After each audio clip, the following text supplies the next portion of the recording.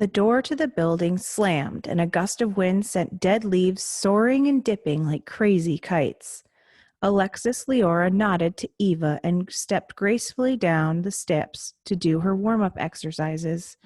Alexis was a dancer. When she wanted to, she could hold an extremely long leg straight up against her ear, like a one-legged woman with 3 arms.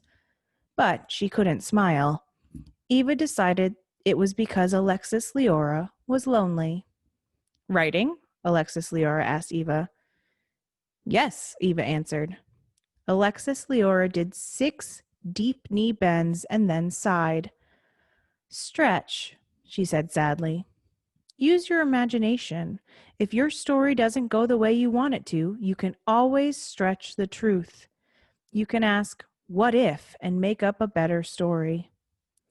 You're right, Eva said, thinking. What if? What if Alexis Leora met someone? Would she smile then? What would that smile look like? Eva closed her eyes and tried to picture it. But all she could picture was soup. Spanish soup. Rich and brown and so spicy it seemed as if she could actually smell it.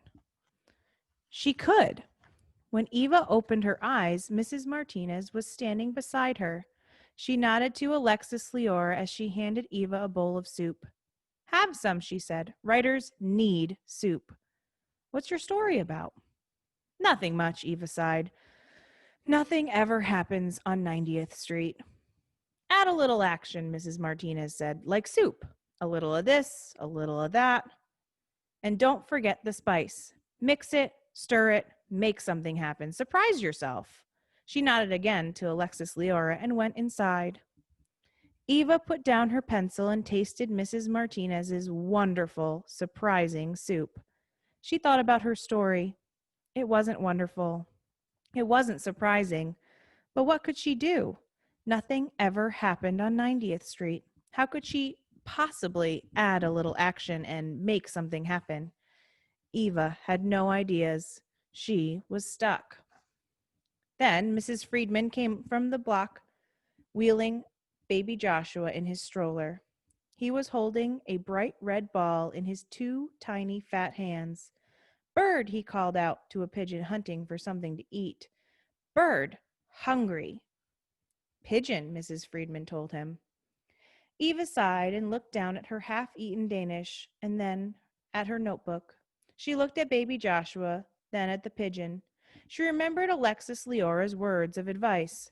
What if, Eva thought. Suddenly, she had an idea. What if she stood up, broke her Danish into dozens of tiny pieces, and scattered them wide and wild into the world? What would happen? Eva laughed to think of it. From lampposts and ledges, dozens of pigeons swooped down to dine on Danish. Eva eagerly picked up her pencil and began to write again. Bird, baby Joshua called out, pointing. More bird, he cried, panting. The bright red ball dropped out of his tiny fat hands and bounced into the sidewalk. Bye-bye, ball, baby Joshua screamed. The ball rolled off the curb and into the street and straight into the path of a pizza delivery man on his bicycle.